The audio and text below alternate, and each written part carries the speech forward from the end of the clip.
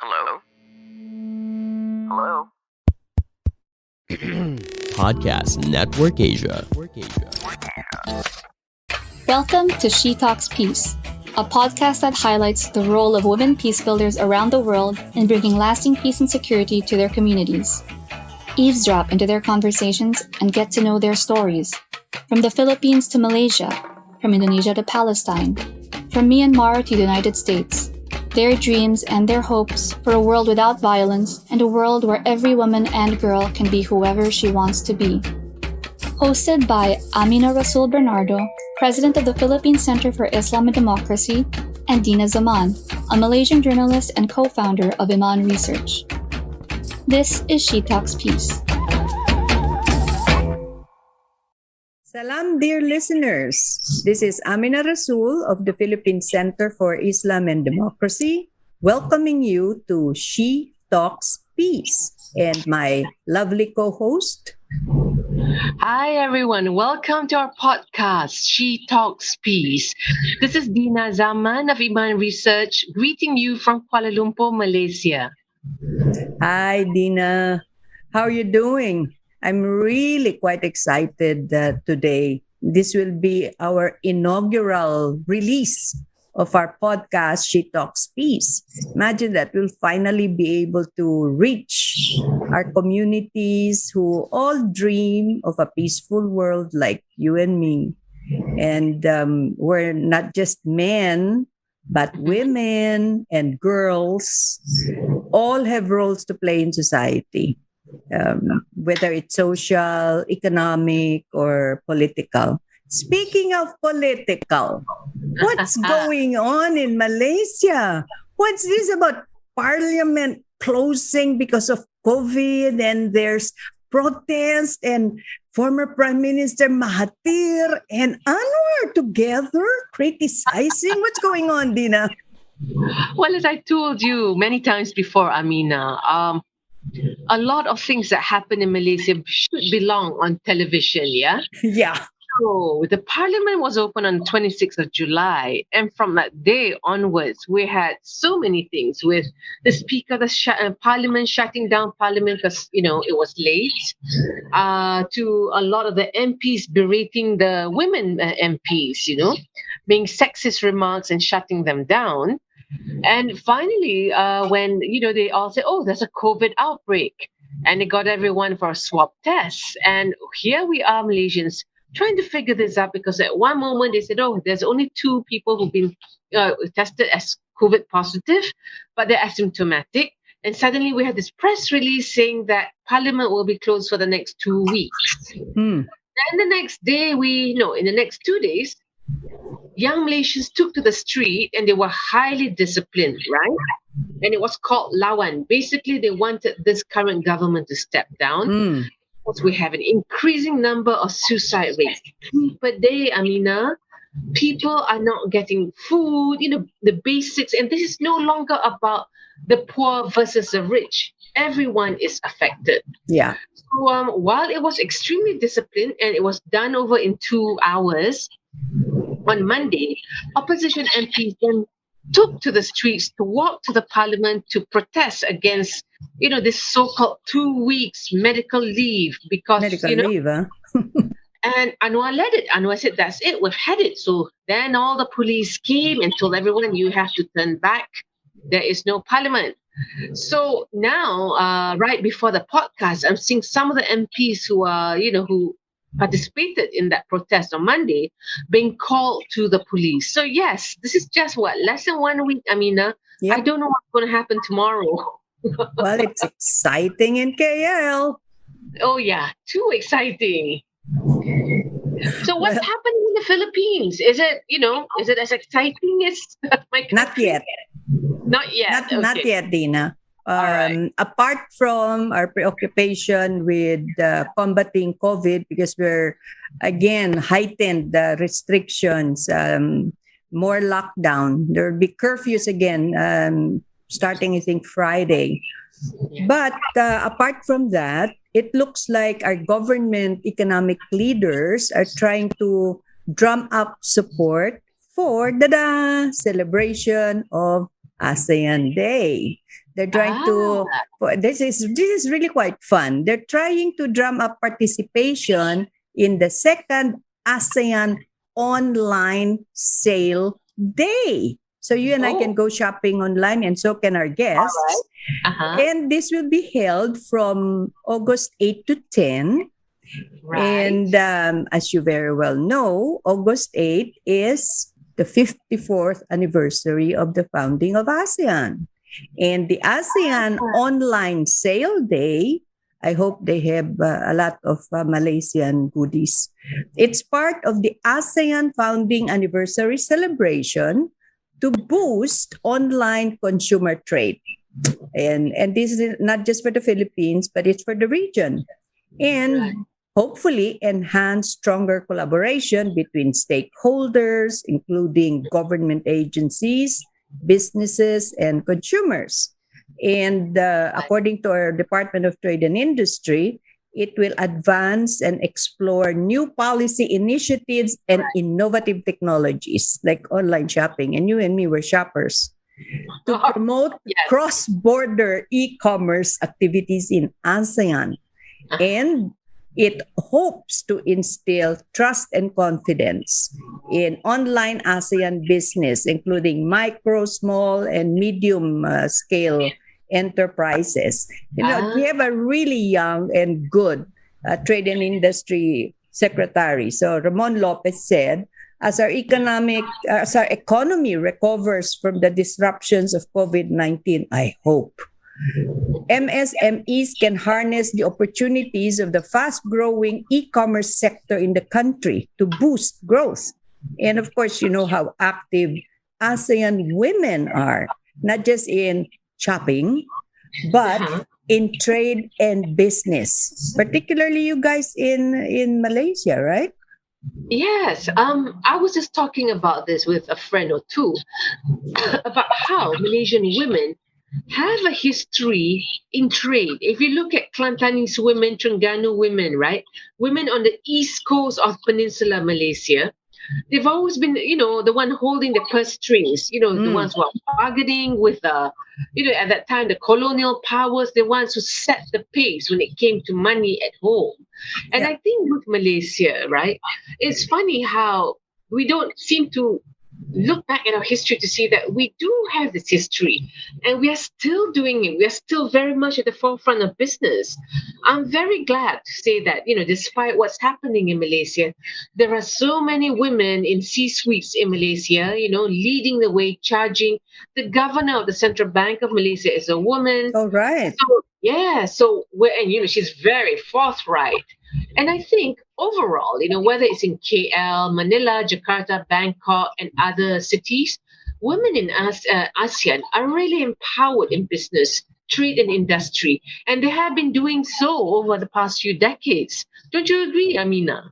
Oh, absolutely right. I mean, just look at our sisters in Indonesia, for instance. Oh, yeah. They're leading in so many areas, civil society, for instance, reform of Sharia. I mean, there's so many things. In fact, ASEAN itself recognizes this. That's why ASEAN, in its statements, always support economic, social, and political participation to empower women and girls because they see that as helping build a stronger community.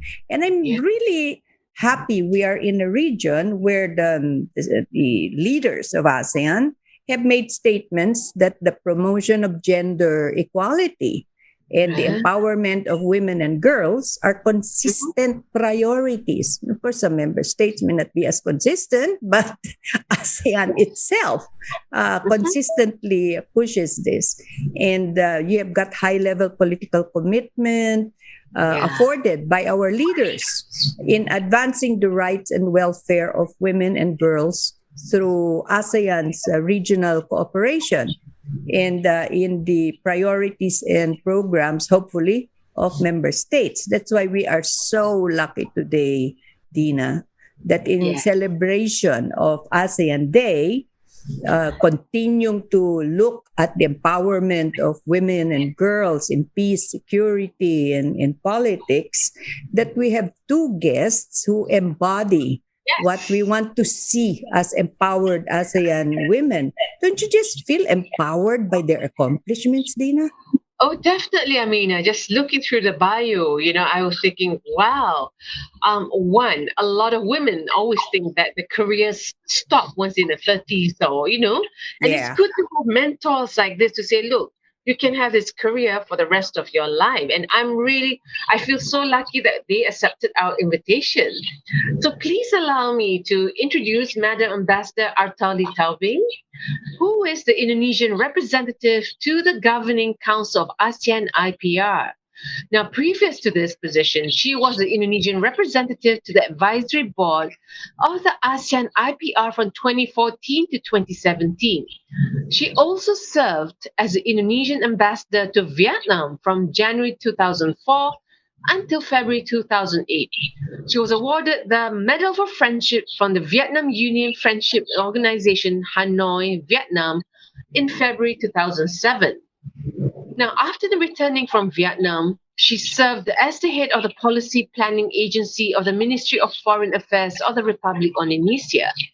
And after her retirement as a career diplomat, Ambassador Tobing served as Executive Secretary of the Presidential Advisory Council on Foreign Affairs, Dr. N. Hassan Wirajuda, from March 2011 until October 2014.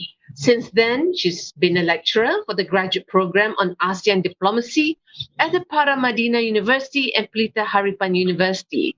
She has also served as the Eminent Persons Group representing Indonesia to the Indian Ocean Dialogue in 2015. Born in Jakarta, Ambassador Tobing earned a degree in English literature from the University of Indonesia in 1976 and later was awarded the Fulbright and Hayes Scholarship for her master's degree in American Studies at the George Washington University in Washington, D.C. from September 1976 till June 1978. She started off her career as a diplomat at the Department of Foreign Affairs of the Republic of Indonesia in 1981 and was posted at the Permanent Mission of the Republic of Indonesia in Geneva from August 1984 to August 1988, and later in the Indonesian mission to the EU in Brussels from August 1992 to August 1996. Later on, Ambassador Tobing was posted in an Indonesian embassy in Ottawa. I'm going to let her speak more about the work that she does. Over to you, Amina. And I'm very happy to invite somebody who I have respected and been lucky to have as a mentor, Ambassador Delia Albert. I have known her for over 25 years. Can you imagine, Tina? She has always been a North Star for many of us women in public service, particularly those in the foreign service. To us, Filipinas, she is Manang Delia. In Bahasa, it would be Ibu Delia. Delia Domingo Albert served as the first female Philippine Secretary of Foreign Affairs from October 22, 2003 until August 18, 2004, and the first woman career diplomat to serve as foreign minister in ASEAN. She got her bachelor's degree in international relations from the University of the Philippines. And she has also degrees from the Graduate Institute of International and Development Studies in Geneva. Oh, I love Geneva. And the Kennedy School of Government at Harvard University. And this is really quite interesting, Dina. She began her diplomatic career as assistant in the office of the Secretary of Foreign Affairs, Narciso Ramos, who was the father of President Fidel V. Ramos and one of the signatories of the ASEAN Charter. She rose through the ranks at a time when women diplomats were rare. She was our ambassador to Australia, where she also served as the Dean of the Diplomatic Corps in 2001. She was ambassador to Germany from 2005 to 2010. And she was appointed Knight Commander, given the Cross of the Order of Merit by the Federal Republic of Germany in 1992 for her efforts in promoting Philippine relations with Germany. And President Gloria Macapagal Arroyo conferred on her the Order of Sikatuna with the rank of Datu for her exceptional and meritorious service to the Republic of the Philippines. Now, this is also quite fun. The government of Japan gave her the Order of the Rising Sun. They conferred it on her in May 21, 2019, in recognition for her contribution to strengthening the relations between Japan and the Philippines. And I was so excited to be one of the few she invited to attend the ceremony at the residence of the Japanese ambassador. Now, you would think that after retiring from public service, that she would rest and take care of grandchildren and garden. But she, like Ambassador Tobing, after retiring from the public service, became even more active and became a much sought after advisor by the private sector. In fact, she was advisor to the leading advisor on business of the Philippines at that time, the late Washington CSIP. And she spent a lot of time pursuing her many advocacies, including women empowerment and, of course, strengthening ASEAN. In fact, she founded and is the driving force of ASEAN Society Philippines, which seeks to educate Filipinos about the importance of ASEAN and to encourage more people-to-people actions. So let's welcome our two distinguished speakers. Welcome to She Talks Peace, Ambassador Albert and Ambassador Tobing. Thank you for joining us in this conversation about women empowerment through ASEAN and in ASEAN. Both of you have so much rich experience in public service and diplomacy, particularly on ASEAN matters. And I wanted to ask you, based on your personal experience, do you think our countries in ASEAN can be on the path to a more feminist diplomacy, or at least more supportive of women empowerment and participation? Let's start with Ambassador Albert. Oh dear, is this respect for the aged? I started my career in the Foreign Service in 1967 when ASEAN was born. And as Amina said, I was Social and Appointment Secretary to the Foreign Minister. I didn't know him before, but I happened to introduce him in a speech he gave in the University of the Philippines. And he had a very dull curriculum vitae, so I had to put some color into it. So I introduced him in 3 languages. In English, in French, to show off my French, and Japanese, because I had been in Japan for 4 years to gain age to enter the Foreign Service. Anyway, so I introduced him in 3 languages, and he was staring at me. And when I came down the stage, he said, "Young lady, tomorrow I want you to report to my office." I said, "Oh, I've always wanted to join the Foreign Service, but it's always been difficult." And she said, "Tomorrow, because nobody has ever introduced me in 3 languages." So I think it was a lesson in being at the right place, the right time, the right people, and perhaps the right credentials. And so 67, I joined his office, and he was preparing to be calling on his counterparts. There was something moving, something cooking. And because I was his Social and Appointment Secretary, I had to make the calls to Adam Malik, to Tanat Koman, to Rajaratnam was not very much in the scene at the time. There were just four of them. Mm. The Malik, whom Mr. Ramos called my brother in ASEAN, he Mhm. always called Adam Malik my brother. It's fantastic because 30, 40 years later, one of the publisher of Jakarta Post, Sabam Siagian, told me the story that Adam Malik always called Narciso Ramos his brother. Mm. Can you imagine in that period of time, these two guys were speaking about each other. And I remember them talking a lot on the phone, getting ready to go to Bangkok. Mm. So there was Tanat Koman on the line who was very, very active in getting them to Bangkok. There was Adam Malik. There was Narciso Ramos. There was Rajaratnam, of course, but in the speeches of Tanat Koman, he only talked about the four ministers of Tun Razak as well, who was also deputy prime minister. And he kept talking about the four. And because at that time, Singapore was very newly independent, remember. They just got over the separation from Malaysia.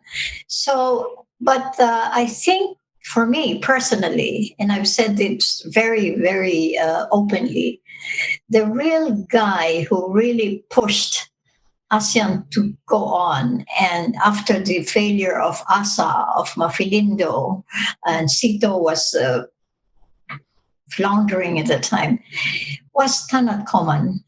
Of course, we have to understand that he had the threat of the communist threat that was at his doorstep. So for me, it's important to understand while we learn about ASEAN, we talk about ASEAN, to perhaps a time to remember how these visionaries got together. And Adam Malik, I remember, I even talked to him on the phone because I had to connect him. There was no internet, there was no nothing, but just the phone and the horrible the telex machine that you have to do you have to grind the whatever magic number to get across. But anyway, to make the story short, these men were really, really solid on their grounds to get together and put ASEAN together. When Secretary Ramos came back and we prepared his briefing paper and everything, he was so joyful. He said, guys, you are so cynical. I was very cynical about ASEAN. I said, so many trials did not go off the ground, of Lindo, ASA, etc.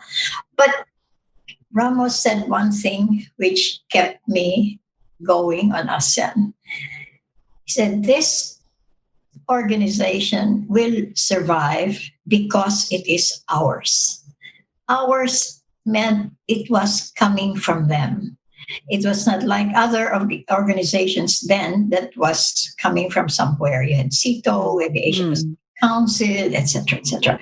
So for me, that was a very, very strong affirmative statement, and since then has been coming back to me whenever I launch a book of Rod Severino, who has written quite a bit on ASEAN when he was Secretary General and afterwards. I always quote that the foreign ministers who really founded ASEAN were committed thoroughly and really work hard at it. So after I joined the service, of course, you get moving. And I remember one of my dearest friends in Geneva was at that time, that was 1969. You were not born yet, or your parents were not born yet. There was this wonderful ambassador, Umariadi, who was married to a Japanese lady. And we hit it off so well. And we all talked about what the future would be like for our region. And that's what really triggered my commitment to work as much as I can to make sure that this regional grouping meant something to us and to the future generations of people, because all of us before then didn't really know each other. the Filipinos looked at America, the others looked at their other colonial rulers. And so to me, it was a breaking point that, hey, look, we're neighbors. Geography is immutable. We are destined to be together. And so for me, that's the beginning of my love affair. With ASEAN. Love affair with ASEAN. And I felt that even after, as you said, even after my retirement from foreign service, I felt that for ASEAN to really be effective, it should not just be the diplomats, it should not be just the people attending meetings, not just the editors writing about it. It should be the people on the street. But that's a heavy task. Yeah. And I think we should not you should not stop, because we look, today's Philippine paper said ASEAN is in a crunch. It's being tested. How are we going to address the situation that our brothers and sisters in Myanmar are going through? And I saw the interview of Foreign Minister Retno, that she was saying that we have to get that envoy as soon as possible, because to me, this is really going to be a test of ASEAN. Yeah. It is a whatever local politics we all have, but if one of us gets into that situation that Myanmar is in today, I can agree that it is a final crunch, not final perhaps, for ASEAN, and we have to regain our place in the sun. That's right. A community that we are able to help our neighbors. So I don't know, perhaps that's just an opening thing that I'd like to share with you, because I think I'm the oldest fellow in the girl in the street today that can talk about ASEAN in 1967. Can you imagine? Yeah. But in 1967, women empowerment was not so much of an issue yet. So let's turn over to... There was none. Exactly. There's none. There was none at the time. Yeah. So let's turn to Ambassador Arta. What do you say, Dina? Yes, it would be really lovely to hear. I mean, I was just fascinated listening to Ambassador Albert, and I know that I'm going to be fascinated when listening to Ambassador Taubing. When I read out your bio, I just thought, wow, all these experiences. So my personal question would be that, upon retirement, right, having been, the opportunity, been nominated, being part of the ASEAN IPR, could you just elaborate on the experiences? What were the lessons learned? What were the challenges that you saw in that position? Well, thank you very much, Dina and Amina, for inviting me. I'm really honored to be here, and I'm hoping for the best for the She Talks piece and for your organization. But I'm doubly honored because I'm here with Ambassador Delia Albert.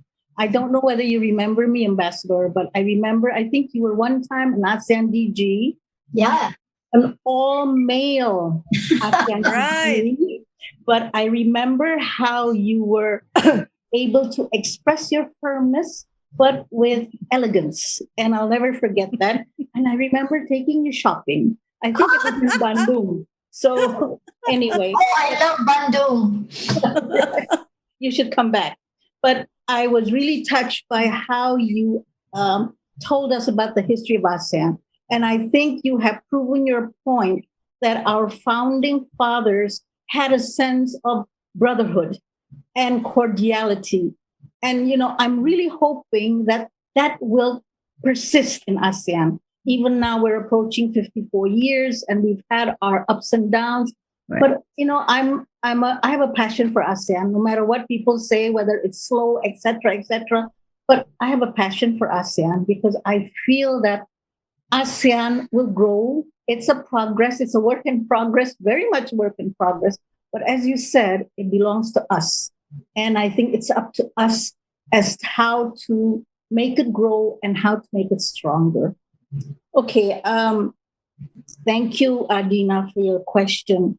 I think I think for me personally, when I started with ASEAN IPR, I feel it was a blessing because I was already retired and I had just finished helping Minister Hassan Wirayuda in the Presidential Advisory Council. So I was first asked to join the advisory board of ASEAN IPR, which is made up of less government but more track 1.5. So that sort of gave color to the ASEAN IPR. But then after 4 years, I was moved to become the governing council, representing Indonesia as the governing council in the ASEAN IPR. As you're aware, the ASEAN IPR is a research institute to deal with issues on peace, conflict prevention, conflict resolution, and peace building. So I've really felt blessed because, to be honest with you, I was never a mediator nor a negotiator, but I felt that I had a passion for peace because everybody always looked at ASEAN, in terms of peace. That I think even though some of us or some ASEAN people might look at ASEAN or take it for granted, but I always remind the students that I have a chance of teaching that one should never take ASEAN for granted, because I think if it weren't for ASEAN, we would not have we have not been able to be peaceful with each other. Right. Look at our brothers and sisters in other parts of the world who have, a peace is such a luxury there. And, ASEAN IPR is relatively new. Well, it was officiated by the leaders in 2011, and then it was fully established in 2012. However, the secretariat was only established in 2017. And I think after the establishment of the ASEAN IPR secretariat, that took a bit of a turn for ASEAN IPR, because I'll tell you why. Then in 2018 was the establishment of the ASEAN Women for Peace Registry, or AWPR, of which Amina is one of the members. Actually, it is an initiative by Ambassador Elizabeth Bonsuceso when she was the member of the Philippine representative of the Governing Council of ASEAN IPR. And I know that some of us refer to OPAR as awesome OPAR, because I do believe it is awesome. And when you're talking about the empower of women, I think, normally ASEAN has always, I think ASEAN's start of bringing out the issue of women was more through the ASEAN social cultural community, through the ACWC and ACW. However, with the birth of OPAR, or Awesome OPAR, through the ASEAN IPR, that sort of gave a different impetus to the ASEAN political security community pillar. So in a way that strengthened it. So I feel that this is really a landmark achievement. And OPAR has two objectives. One is to build the pool of experts, which is one of the functions of ASEAN IPR. But the other is I think, stronger, which is to emphasize, accentuate the leaders' joint statement on WPS, which is to build the capacity of women or as peace builders, either as mediators, negotiators, or first responders. I know that ASEAN OPAR or OPAR is fairly new, but I feel that it is very much moving, and it has only met twice, but in the second meeting, it was able to convey a message of peace in light of the COVID situation. So ASEAN does care about women empowerment. And I think this is very important because women has always been victims of conflict, victims of whether it's wars or whether it's household conflict. But I think through this initiative, through this effort, I think we will see that we will gain more for on the role of women as in terms of conflict prevention, conflict resolution, and peace building. Thank you, Dina. I hope I didn't talk too much. Thank you. No, not at all. You know, Ambassador Arta and Ambassador Delia, ASEAN is a child of conflict, right? The reason for ASEAN to come to be was because of the conflicts we had between member states and the geopolitics at the time. And over time, we have seen all the other conflicts, especially conflicts of peoples and their states, minorities versus majority. And in all this, it's always been proven by studies that when women are part of the decision making, part of the negotiation, part of the peace process, it's always sustainable. The developments are sustainable. The progress is made. If women are in business, the economy grows. And ASEAN, over time, finally, thanks to women like you, have finally realized this. So they've gotten statements upon statements supporting women, peace and security, women in the economy. But it seems to me that there's still so many gaps. And in your experiences, not just in Indonesia and the Philippines, Malaysia, but within the whole region as well, how can our governments and ASEAN focus on moving women's empowerment along so that we have a more robust community because women are participant? Maybe we can start with Amba Arta because she's with Awesome OPER, the Women for Peace Registry. Okay. Well, I think that's a very important question because, as I said earlier, it's very much a work in progress. But I believe if you want to achieve something, I think you should continue that stride, and do not stop even if you have to stumble once in a while. But I think one has to continue the struggle, to continue to prove your point, but of course not in not in a kind of animosity way, but more in a gentle firmness. And because I think women have a way of embracing issues, women have a way of giving options, giving alternatives, and I think because women are the center, they're sort of the center of life, center of the family. So actually, they have a lot to offer, and it doesn't mean that you show your weakness. No, not at all. But you show a sign of that you have a kind of inner strength, and that you are also able to help to change situations.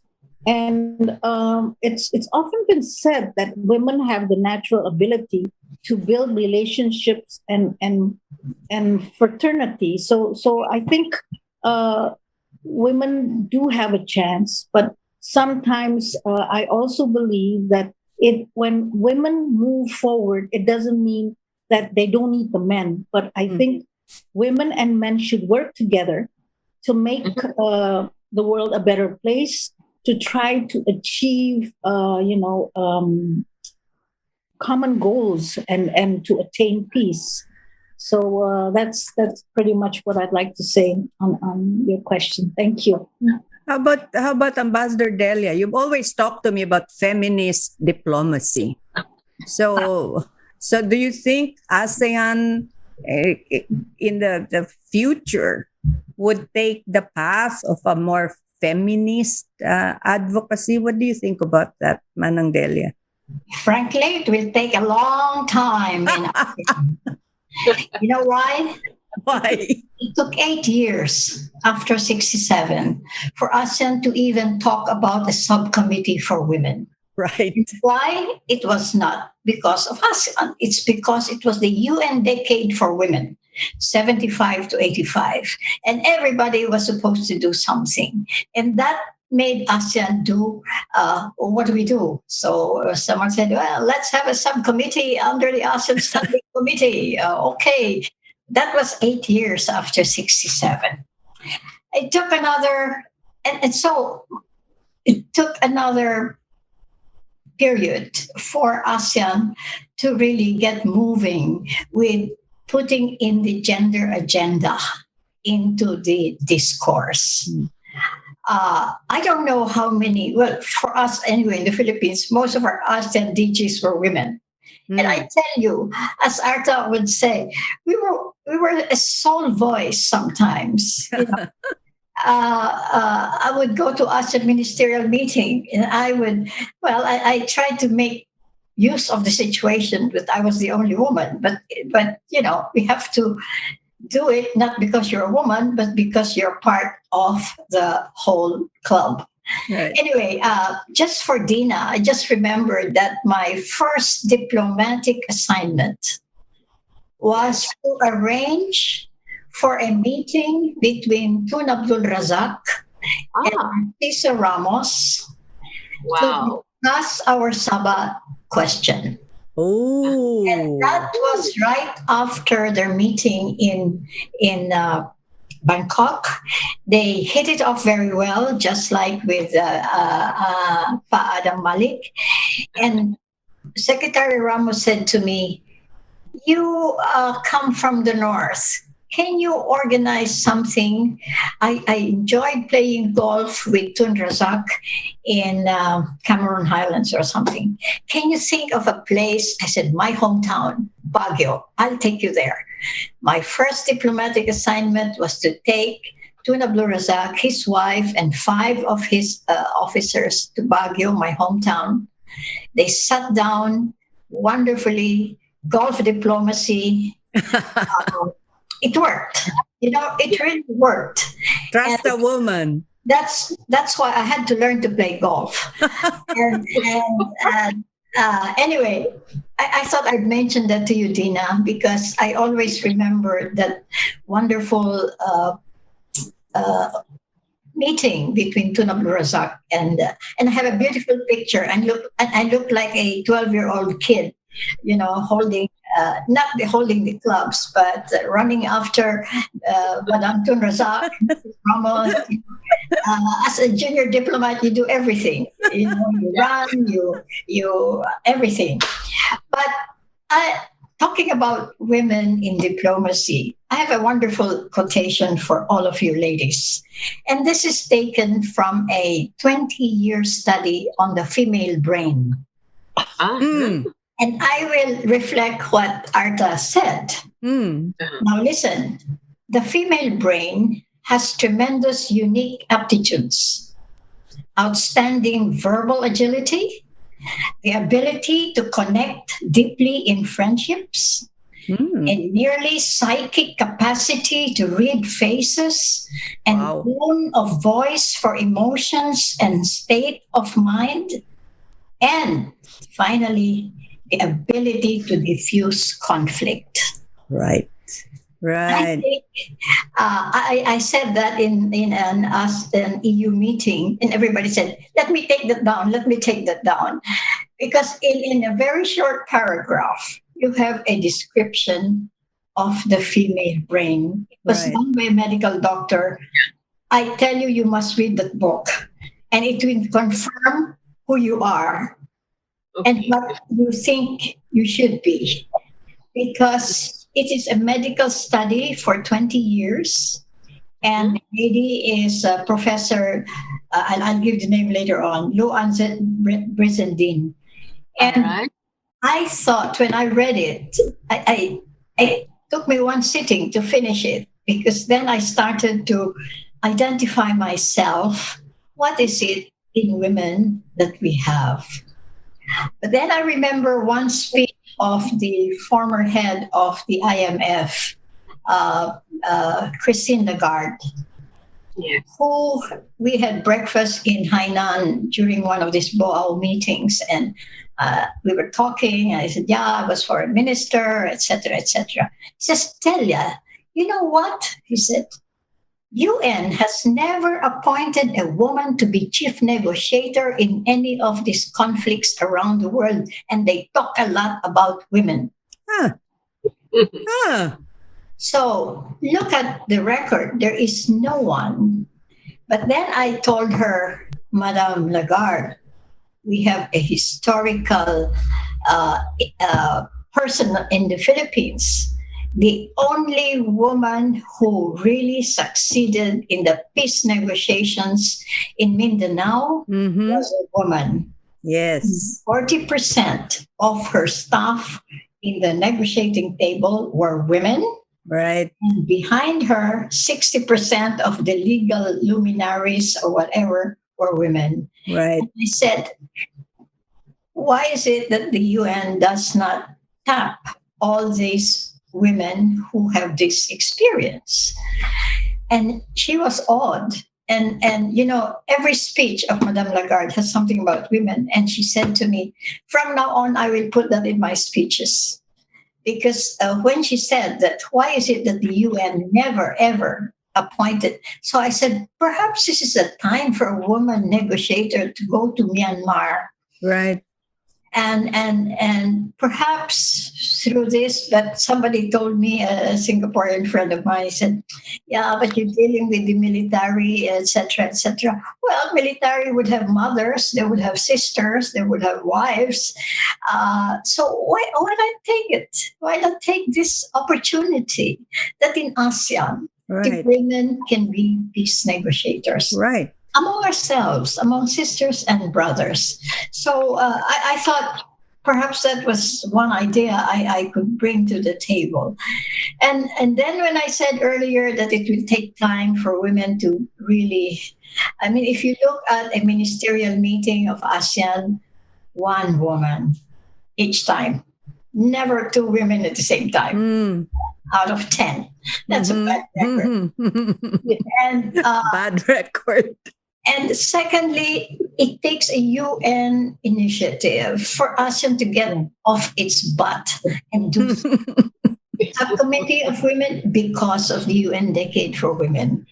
Now, you have the women, it took, 50 years to make a statement on promoting women, peace, and security. Right.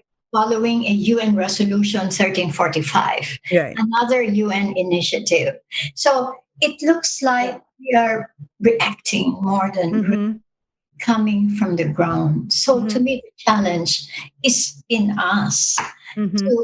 to be at the table. That's why I like the book of Sheryl Sandberg, to lean in, to make yourself heard at the table without being aggressive.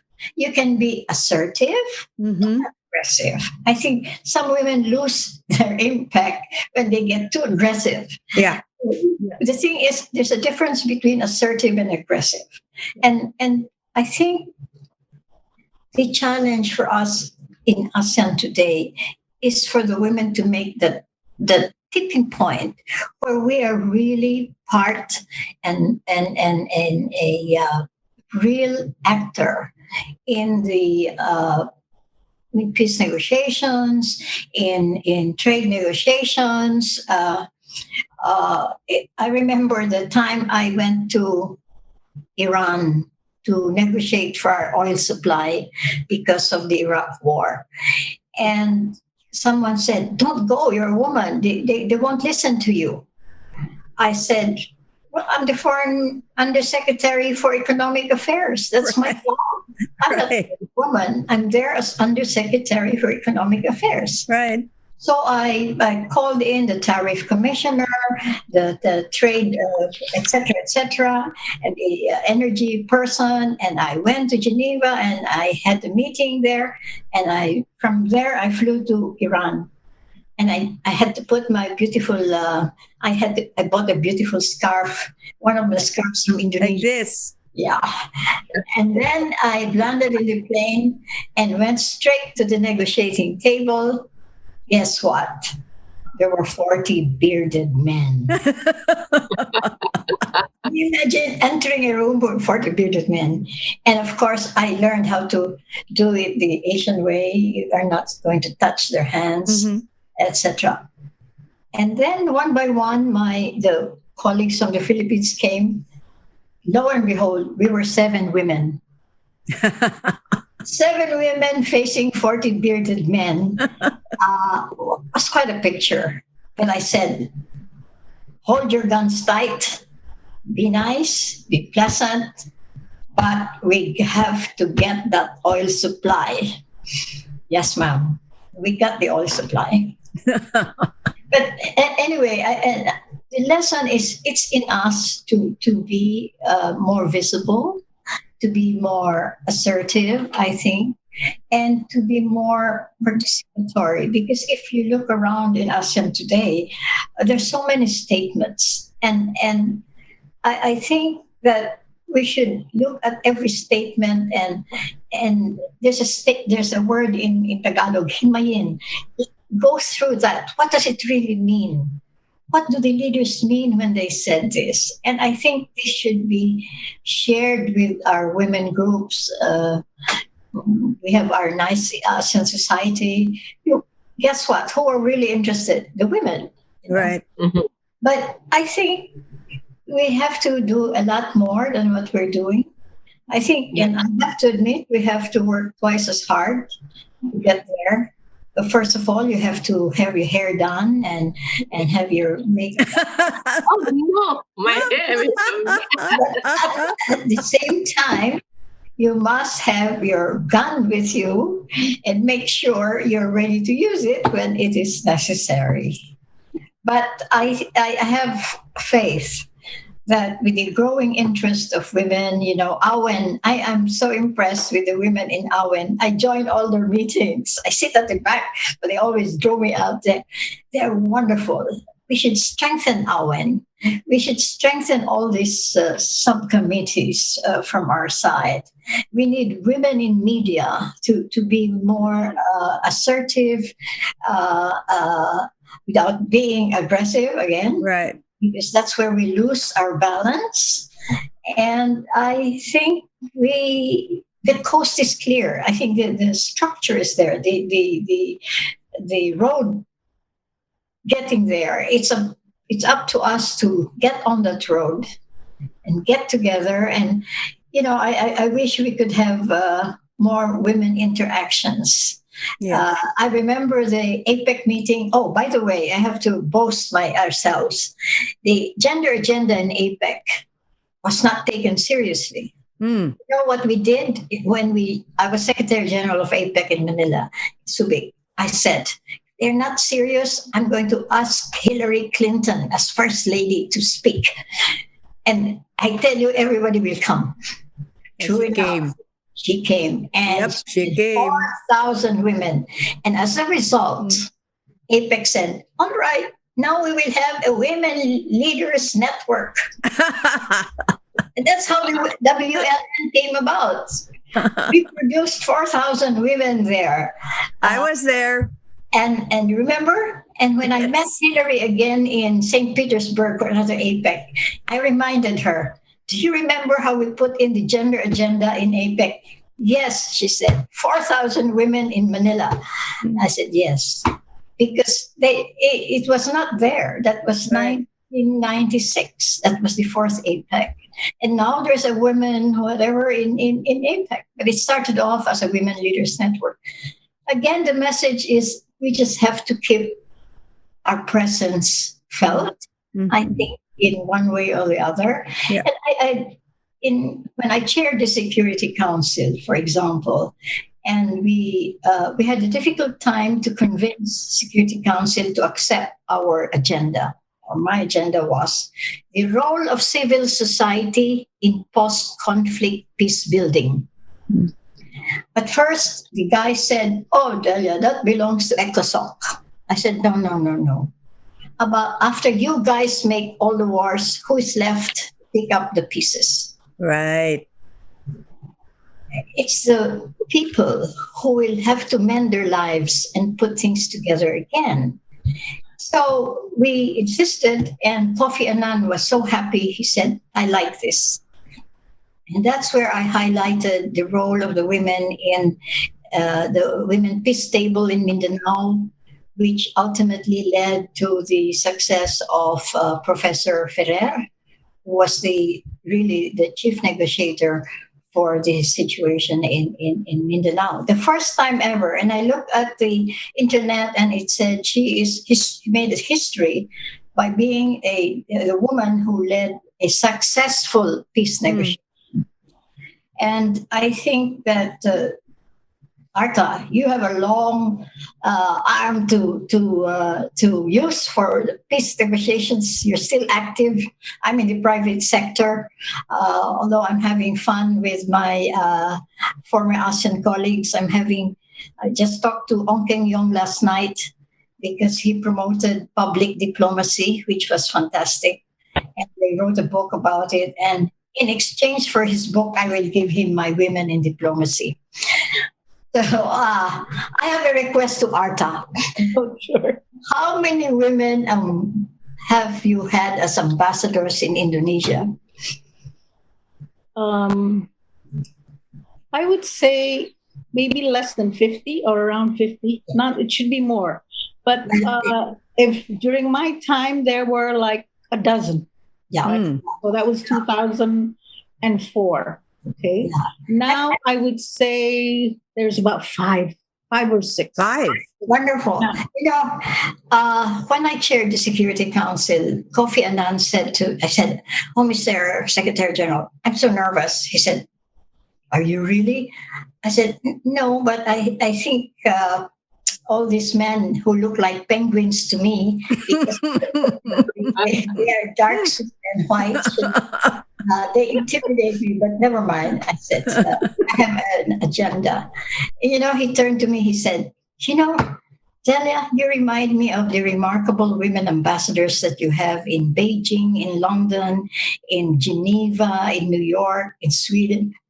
And they're all women. I said, that's right.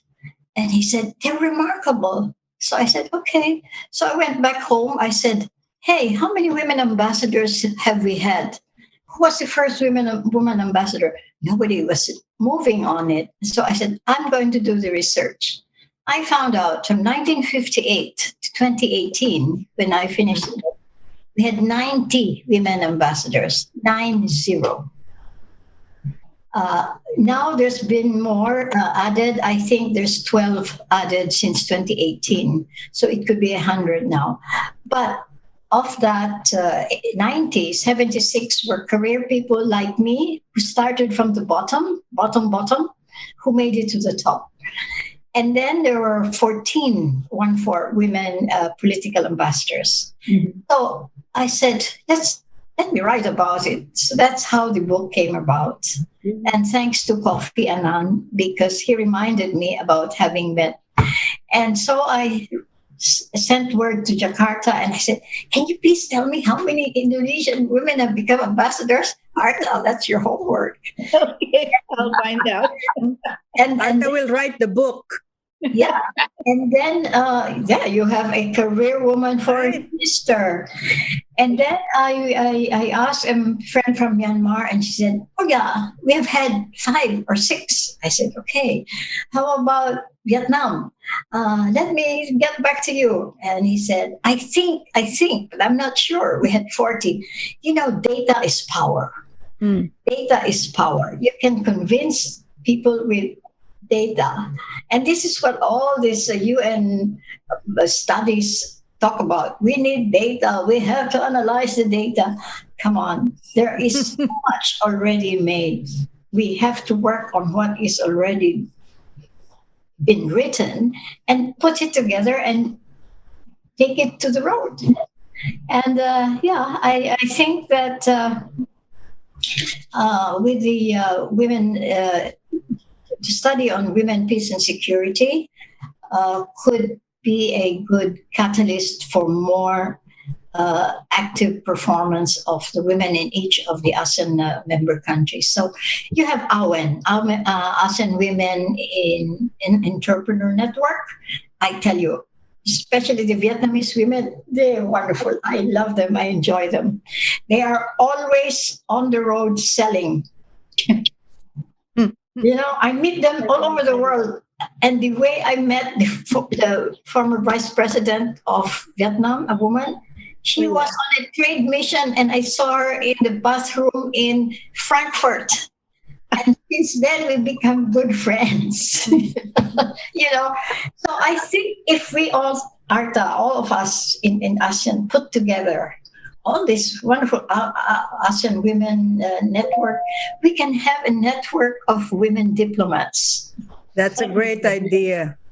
We should have a podcast just for that idea, Arta. What do you think? Plus, I think you will be surprised how many fantastic women you have out there, and perhaps they're not being heard or not being seen. I love the former trade minister of Malaysia, Rafida Aziz. Rafida, I'll never forget her. She plays golf from the men's box, And when she has a pink golf club, she has a pink hat and a pink whatever. And it really made a statement that she can be in pink, but she can hit the ball longer than men could. Things like that. And so we go back to golf diplomacy, Dina. What do you think? I think there's a lot more that we have to, we need to discuss. And I would love personally to have both ambassadors to come again, because there's so much I'm learning and inspired by. But unfortunately, we are running over. So over to you, Amina. How shall we close this? Well, this conversation is just a beginning. And I'm really so happy that we have Ambassador Arta Taubing and Ambassador Delia Albert joining us for this part 1 of maybe feminist diplomacy in ASEAN, women empowerment in ASEAN, with the slogan, assertive, not aggressive.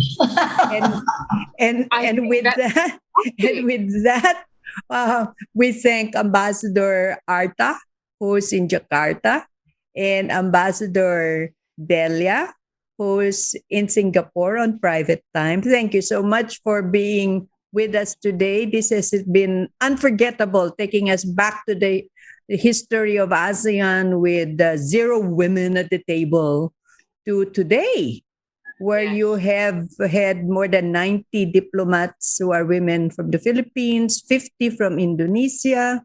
I think, Ambassador Delia and Ambassador Arta are right. We just have to keep on working, slow by slow, assertive, but not necessarily aggressive. Learn Gulf diplomacy, and we will prevail. What do you think, Dina? I think it'll be great. And when Ambassador Delia talked about golf diplomacy, it's not just golf. In my humble opinion, there's just so many ways. Through food, we like to eat, through shopping, through even, when we women talk about our little issues with our husbands, with the children, with the pets, things like that. That kind of conversations actually opens up to a lot more things, But I do hope, Amina, we can have a repeat with these 2 ambassadors. I learned a lot. And it's like, wow. Thank you so much. Terima kasih. Terima kasih banyak. So on this 54th anniversary of ASEAN, it has been so much fun being with Ambassador Arta and Ambassador Delia on She Talks Peace. This is Amina Rasul saying salam and take care from Manila, Philippines. And Terima kasih. Salamat. Bye, selamat ya. Bye. Terima kasih. Salamat. She Talks Peace is brought to you in partnership with Podcast Network Asia and Podmetrics, the easiest way to monetize your podcast. For more information, check out their website at podcastnetwork.asia and podmetrics.co. The views and opinions expressed by the podcast creators, hosts, and guests do not necessarily reflect the official policy and position of Podcast Network Asia. Any content provided by the people on the podcast are of their own opinion and are not intended to malign any religion, ethnic group, club, organization, company, individual, or anyone or anything.